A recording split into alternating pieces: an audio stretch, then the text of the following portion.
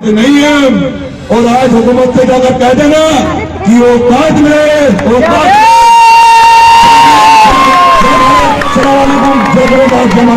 धन्यवाद।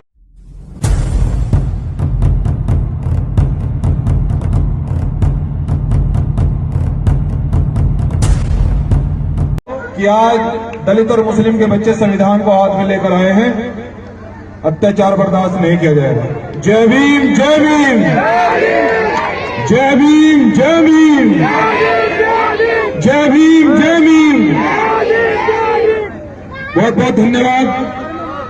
सबसे पहले सदगुरु रविदास जी महाराज के चरणों में कोटि कोटि नमन करते हुए, महर्षि वाल्मीकि जी के चरणों में कोटि कोटि नमन करते हुए, और इस देश को ये अतुल्य आइन देने वाले, दास्तूर देने वाले, भारतीय संविधान देने वाले भारत रत्न डॉक्टर अंबेडकर जी को कोटि कोटि नमन करते हुए, और बहुजन समाज के रहबर मान्यवर साहब काशीराम जी को कोटि कोटि नमन, अशफाक उल्लाह साहब को कोटि कोटि नमन, और हमारे पूर्व राष्ट्रपति अब्दुल कलाम साहब को भी कोटि कोटि नमन। और जितने मुसलमान भाइयों ने इस मुल्क के लिए, आजाद कराने के लिए अपना खून बलिदान दिया, त्याग किया, कुर्बानी दी, इस मुल्क को आजाद कराने के लिए हंसते हंसते फांसी के सूली पर चढ़ गए, उन सभी महापुरुषों को, महाबलियों को कोटि कोटि नमन करते हुए, सम्मानित साथियों, और मेरे साथ में मुजफ्फरनगर के जिला अध्यक्ष अजय गौतम, विकास और इस कार्यक्रम के आयोजक अमित भाई, अफजल भाई, सोनू भाई, आप सभी तमाम साथियों का बहुत बहुत धन्यवाद।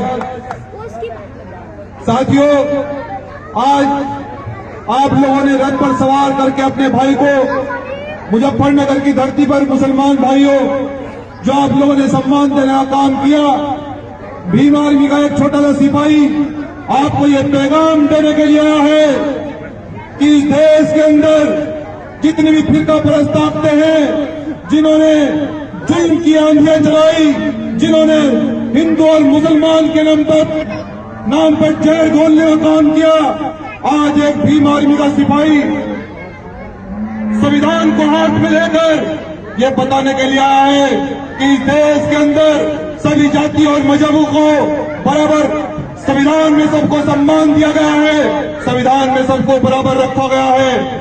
लेकिन मेरे मुसलमान भाइयों, आज भीम आर्मी का छोटा सा सिपाही, हमारे भीम आर्मी प्रमुख एडवोकेट चंद्रशेखर आजाद जी के नेतृत्व में, राष्ट्रीय अध्यक्ष रतन सिंह जी के नेतृत्व में, और हमारे प्रमुख राष्ट्रीय महासचिव कमल सिंह वाले जी के नेतृत्व में ये संदेश देने के लिए आया हूं कि जब जब सत्ता का नशे में इस देश की सरकार जुल्म और जाति की आंधियां चलाएंगी, तो भीम आर्मी भारत एकता मिशन संविधान को हाथ में लेकर दलित और मुस्लिम की हिफाजत करने का काम करेगा। लेकिन आपको मैं पैगाम देने आया हूं कि हमारे महापुरुषों ने संविधान में ये कहा गया है कि मुसलमान भी इतनी ताकत रखता है जितनी दलित समाज का एक बच्चा ताकत रखता है, जितनी प्रधानमंत्री के वोट की ताकत है उतनी एक रेड़ा चलाने वाले के व्यक्ति की ताकत है। ये संविधान में लिखा गया है। ये बाबा साहब डॉक्टर अम्बेडकर ने हमें ताकत दी है। इसलिए आपको भाई ये पैगाम देने के लिए फिर से मुजफ्फरनगर की धरती पर आया है। मेरे मुसलमान भाइयों, मेरे दलित भाइयों, अगर इस जुल्म से लड़ना चाहते हो, पूरे देश के अंदर एक हो जाओ और इस आइन को, इस संविधान को, जो हमें बाबा साहब डॉक्टर अम्बेडकर ने जो संविधान दिया, इसको हाथ में लेकर और सड़कों पर निकलो।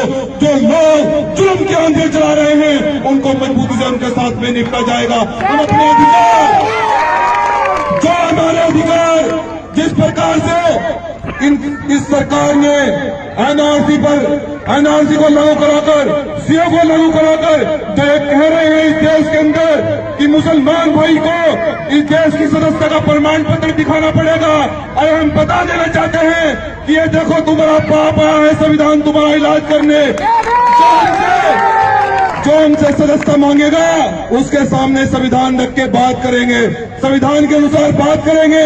हम इस देश के मूल निवासी हैं, हम इस देश के शासक हैं। हमारे महापुरुषों ने, हमारे संतों ने इस देश के लिए, इस मुल्क के लिए, इस मुल्क को आजाद कराने के लिए कुर्बानी दी है, तो उतना ही हमारा अधिकार है दलित मुसलमान भाइयों ये याद रखो कि जब जब इस मुल्क को आजाद कराने के लिए बहुत सारे दलित मुसलमान भाइयों ने कुर्बानी दी, लेकिन आज सरकार जो खेल खेल रही है, जो सरकार जुल्म की आंधी चला रही है, हम उसको बता देना चाहते हैं कि जिस दिन भीम आर्मी भारत एकता मिशन इस उत्तर प्रदेश सूबे के अंदर सरकार में आएगी, तो जो लोग सीए लागू कराना चाहते हैं, जो हमारे मुसलमान भाई का अपमान करना चाहते हैं, उन्हें सलाखों के अंदर भेजना काम करेगी भीम आर्मी भारत एकता मिशन। याद रखो, ये भीम आर्मी का भाई आपसे वादा करके जा रहा है कि जहां मुसलमान भाई का पसीना गिरेगा वहां भीम आर्मी खून गिरना काम करेगी। याद रखो, लेकिन आप लोगों को एक रहना है, एक रहकर आपको अपने जुल्म के खिलाफ लड़ाई लड़नी है। संविधान को हाथ में रखकर आपको ये बताना है कि संविधान में सबको बराबर का अधिकार दिया, संविधान में सबकी वोट का अधिकार दिया, सभी जाति और मजहब को बराबर का अधिकार दिया। मुसलमान भाई को मस्जिद में नमाज पढ़ने की इजाजत है, एक हिंदू भाई को मंदिर में अपनी पूजा पाठ करने की इजाजत है और गिरजाघर में उसको अपनी काम करने की इजाजत है, गुरुद्वारे में सबको गुरुबाणी पढ़ने की इजाजत है। ये हमें संविधान इजाजत देता है। हमें बाबा साहब ने सबको बराबर किया, लेकिन ये सरकार 5 और 10 साल से कौन होती है छोटे बड़े में भेद करने वाली? हम छोटे बड़े नहीं है, सब समान है। हम संविधान को मानने वाले लोग हैं, इस देश को आइन को मानने वाले लोग हैं। इसीलिए मुसलमान भाइयों, जो आपको कहे कि मुसलमान कमजोर है, दलित समाज का भाई कमजोर है, हम उन्हें बताने के लिए आए हैं कि न दलित कमजोर है, न मुसलमान कमजोर है और न इस देश का संविधान कमजोर है। जो लोग कमजोर समझेंगे तो इस संविधान से उसका इलाज कर देंगे, उसका इलाज कर देंगे। मुसलमान भाइयों, आप लोगों को सचेत रहना है और ये जागरूक रहना है कि जब जब हमें हिंदू और मुसलमान के नाम पर बांटने की कोशिश करेगा, क्योंकि भीम आर्मी ने एक इतिहास रचा है। बीजेपी सरकार की किसी भी जिले में जब जब हिंदू और मुसलमान का दंगा कराने की इन बीजेपी के लोगों ने कोशिश करी, लेकिन भीम आर्मी ने कोई भी साजिश को कामयाब नहीं होने दिया। हमने कहा मुसलमान भाई हमारा भाई है, हम मुसलमान भाई को गले से लगाकर चलेंगे। आज फिर आपका भाई भीम आर्मी का आपके बीच में आया है, आपको गले लगाने के लिए आया है। आप खड़े हो जाओ मुसलमान भाइयों, इस लड़ाई को लड़ो। सरकार आने वाले समय में सुबह में तुम्हारी होगी, अधिकार तुम्हारे होंगे। और जिस प्रकार से इस देश की सरकारों ने एक साजिश चली है कि मुसलमान के बच्चों को तालीम से दूर रखा जाए, मुसलमान के बच्चों को तालीम नहीं दी जाए, तो वो कल आने वाले कल में डीएम और कलेक्टर नहीं बनेगा, वो तालीम के हिसाब से अगर पिछड़ जाएगा, उसको अधिकार नहीं मिलेंगे।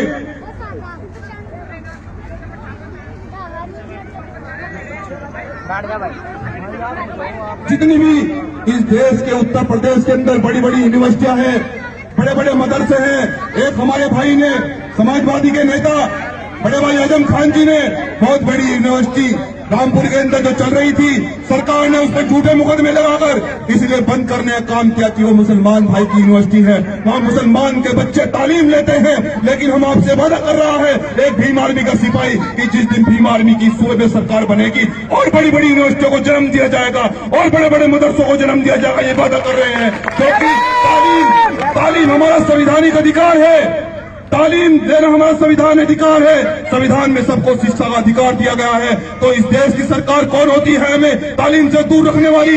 इस देश की सरकार कौन होती है हमें शिक्षा से वंचित रखने वाली? हमारे दलित समाज के बच्चों का वजीफा रोकने का काम करती है सरकार। हमारे समाज के जो दलित समाज के बच्चे बड़ी बड़ी यूनिवर्सिटी में पढ़ रहे हैं, उनके वजीफे रोकती है। लेकिन हम बता देना चाहते हैं कि जिस दिन सूबे में भीम आर्मी भारत एकता मिशन की सरकार बनेगी, जिस दिन इस सूबे के मुख्यमंत्री एडवोकेट चंद्रशेखर आजाद होंगे, तो जुल्म करने वालों को देश छोड़कर भागना पड़ेगा। मुसलमान भाइयों याद रखो, इसलिए आपसे आपका भाई भीम आर्मी के माध्यम से वादा करने आया है, आप लोगों से ये अपील करने के लिए आया है कि मेरे देश के मुसलमान भाइयों, मेरे देश के दलित समाज के भाइयों, एक हो जाओ, एक होकर मुकाबला करो इन जुल्मी का, इन जुल्म का, इन गुंडों का, इन मवालियों को एक होकर मुकाबला करो और इंशाअल्लाह आने वाले समय में सूबे में सरकार तुम्हारी होगी, ये वादा है आप लोगों से। पूरे देश के अंदर आप लोग ये मैसेज दो, जहां जहां भी कहीं आप लोग के जानकार हैं, जहां जहां कहीं भी आपके मित्र रहते हैं, उन्हें कहो कि भीम आर्मी से जुड़ने का काम करे और आपको आपस में मुकाबला नहीं करना है, दलित और मुसलमान को आपस में नहीं लड़ना है, दलित और मुसलमान भाइयों को आपस में गले लगकर चलना है। तुम्हारी याद रखो, आबादी देश के अंदर इतनी है, जिस दिन आप लोग एक मंच पर आ गए, राजनीति का पत्ता भी आपके बिना नहीं हिलेगा। उत्तर प्रदेश के पश्चिमी उत्तर प्रदेश में राजनीति का पत्ता आपके बिना नहीं हिलेगा। एक पठान भी आपकी मर्जी के बगैर नहीं बन सकता बहुजन समाज के लोगों। अगर मुसलमान और दलित पश्चिमी उत्तर प्रदेश गायब हो जाए, लेकिन इस सूबे के अंदर तो बीजेपी की सरकार जिस प्रकार से दलित और मुस्लिम को तोड़कर बनाई गई है, जिस प्रकार से हमारे वोट का विभाजन किया गया है, जिस प्रकार से हमारे वोट को आधा समाजवादी में भेज दिया गया, आधा आजाद समाज पार्टी में भेज दिया गया, आधा बाकी की पार्टियों में भेज दिया गया और दलित समाज को हिंदू और मुसलमान के नाम पर तोड़ दिया गया। आपको इस साजिश को मेरे पढ़े लिखे मुसलमान भाइयों, मेरे पढ़े लिखे दलित समाज के युवा भाइयों, मैं आपसे अपील करने के लिए आया हूँ कि उन गुंडों की साजिश को आपको कामयाब नहीं होने देना है। आप उन लोगों की, बीजेपी के लोगों की साजिश को आपको कामयाब नहीं होने देना है। आपको एक रहना है, इंशाअल्लाह जीत आपकी होगी। इंशाअल्लाह आप लोग इस देश की हुक्मरान बनेंगे। सूबे का मुख्यमंत्री बहुत जल्दी आप लोगों का बनने के लिए जा रहा है। इसलिए याद रखो, जो लोग आज ये कह रहे हैं कि हमारे इस सूबे के मुख्यमंत्री हैदराबाद में भाषण देते हैं और कहते हैं कि मुसलमान भाइयों को इस देश को छोड़ के भागना पड़ेगा, हैदराबाद से भागना पड़ेगा, लेकिन हम इस संविधान को हाथ में लेकर कहते हैं कि ये इलाज है सबका और इस संविधान से इलाज कर देंगे। जो लोग मुसलमान भाई को भगाने की कोशिश करेगा, जो लोग ये कह रहे हैं कि मुसलमान भाई को भागना पड़ेगा, एक भीम आर्मी का छोटा सा सिपाही ये कह रहा है आपके बीच में और वादा कर रहा है कि मुसलमान भाई भी यही रहेगा, दलित भाई भी यही रहेगा, पढ़ेगा, लिखेगा, डीएम बनेगा, कलेक्टर बनेगा, सीएम बनेगा बहुजन समाज के लोगों। लेकिन एक होकर जाओ, एक होना पड़ेगा।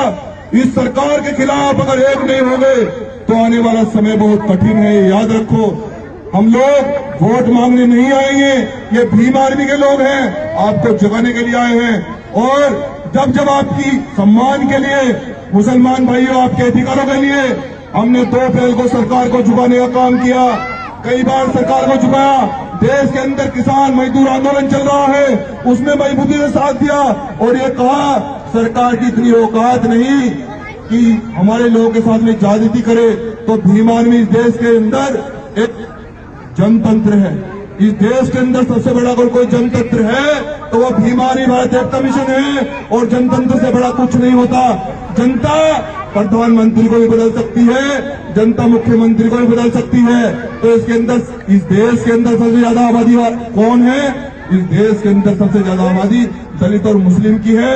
लेकिन बड़े दुर्भाग्य के साथ कहना पड़ रहा है साथियों, आज अगर सबसे ज्यादा उत्पीड़न किसी का हो रहा है तो वो दलित और मुस्लिम का हो रहा है, क्योंकि हम लोगों को आपस में बांट दिया गया, हम लोगों को आपस में तोड़ा गया, पार्टियों के चक्कर में हमारा वोट बांट दिया गया।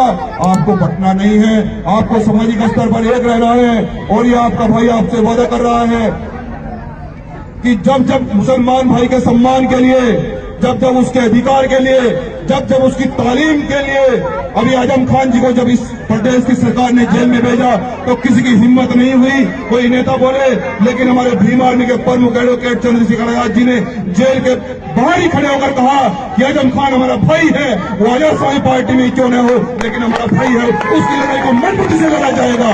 साथियों, जिस समय देश की सरकार कोरोना का बहाना लेकर सीए और एनआरसी पर हमला कर रही थी और ये कह रही थी कि मुसलमान को सर्टिफिकेट दिखाना पड़ेगा, तो हमारे भीम आर्मी के प्रमुख एडवोकेट चंद्रशेखर आजाद जी ने दिल्ली में कहा कि मैं भी मुसलमान हूँ, गिरफ्तार करो। तो मांगो, तुम्हें कितने सर्टिफिकेट चाहिए, मांगो, तुम्हें प्रमाण पत्र कितने चाहिए। मुसलमान नहीं रहेगा। मुसलमान ने इस मुल्क के लिए कुर्बानी दी है।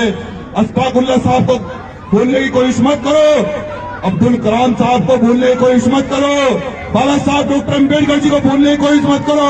तो सरकार को लगा कि कोई ताकत आई है और वो ताकत भीम आर्मी भारत एकता मिशन है। तो साथियों, आपसे मैं फिर से अपील कर रहा हूँ कि पश्चिमी उत्तर प्रदेश के अंदर जिस दिन एक मंच पर वो लोग आ गए, मैं कह रहा हूँ कि छोटा सा बीडीसी, प्रधान, जिला पंचायत सदस्य, प्रमुख, विधायक, एमपी आपका होगा, ये आपसे वादा कर रहा हूँ। आने वाला समय आप लोगों का है। तो साथियों, बस ये अपनी बात को मैं विराम दूंगा कि ये चांद, ये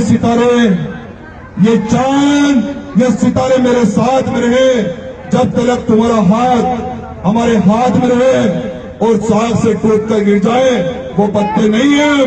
और आज हुकूमत से जाकर कह देना कि औकात में रहे, औकात